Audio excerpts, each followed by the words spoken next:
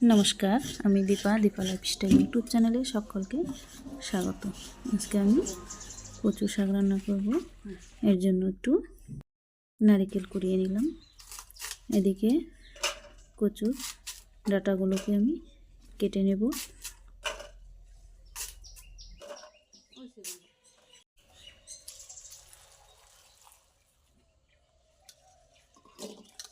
কেটে নেওয়া হয়ে গিয়েছে।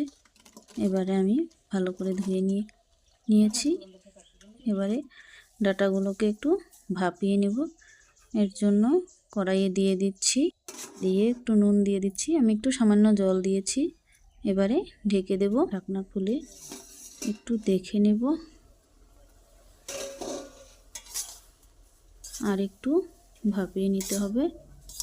এর জন্য আমি আর একটু সময়ের জন্য ঢেকে দেব।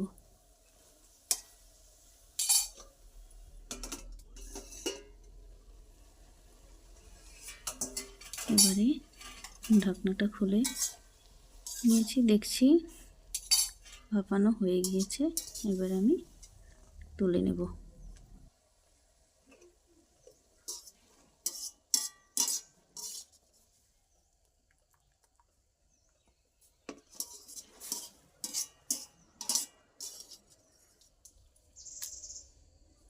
এদিকে কড়াইয়ে একটু তেজপাতা, একটু ধনে আর একটু সাদা জিরে একসঙ্গে ভেজে নেব। ভেজে নামিয়ে নিয়েছি। এবার আমি কড়াইয়ে সরিষার তেল দিয়ে দেব।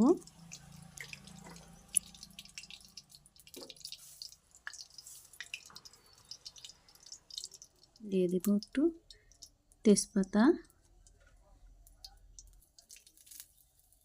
দিয়ে দিচ্ছি একটি শুকনো লঙ্কা, দিয়ে দিচ্ছি একটু সাদা জিরে। এদিকে আমি চিংড়ি মাছগুলোকে একটু নুন হলুদ মাখিয়ে নিয়েছি।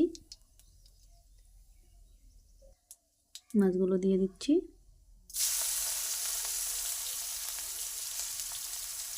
এবারে মাছগুলোকে একটু নাড়িয়ে ভেজে নেব।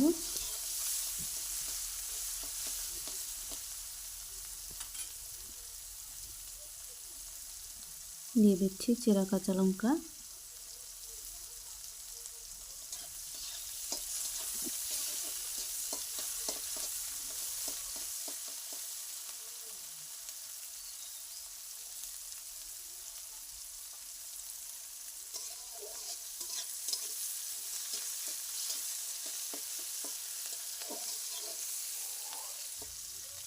ভালোভাবে একটু নাড়িয়ে নেব।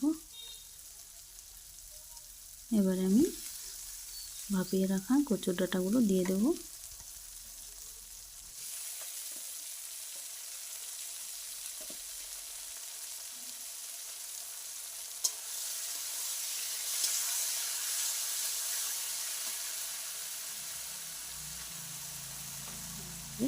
নেড়ে মিশিয়ে নেব।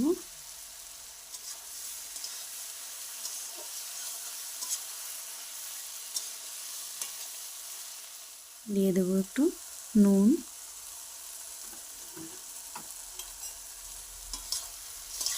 ভাপিয়ে নেওয়ার সময় আমি একটু নুন দিয়েছিলাম, সেই জন্য পরিমাণ বুঝে নুনটা দেবেন।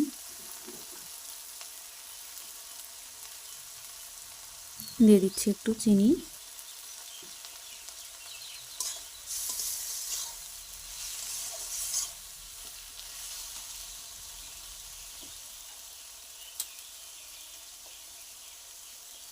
দিয়ে দেব একটু হলুদ গুঁড়ো, আর দিয়ে দেব একটু শুকনো লঙ্কা গুঁড়ো।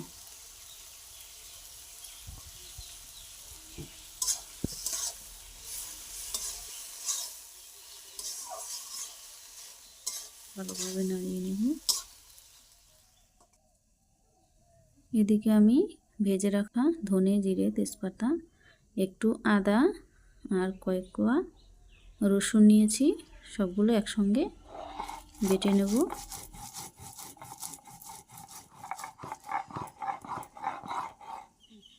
বেটে নেওয়া হয়ে গিয়েছে।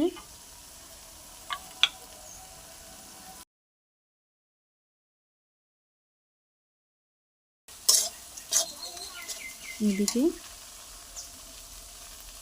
বেটে রাখা মশলাটা এবার আমি দিয়ে দেব।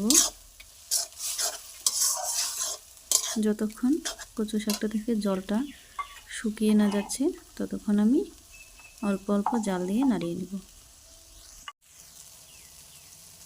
এবারে দিয়ে দিচ্ছি একটু কুড়িয়ে রাখা নারকেল, দিয়ে আবারও নাড়িয়ে নিচ্ছি।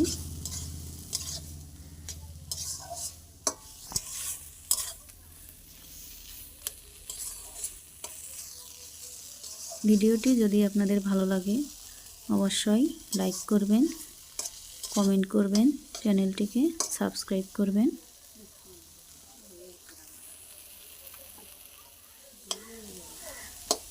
কচু শাকটা আমার হয়ে গিয়েছে, এবারে আমি নামিয়ে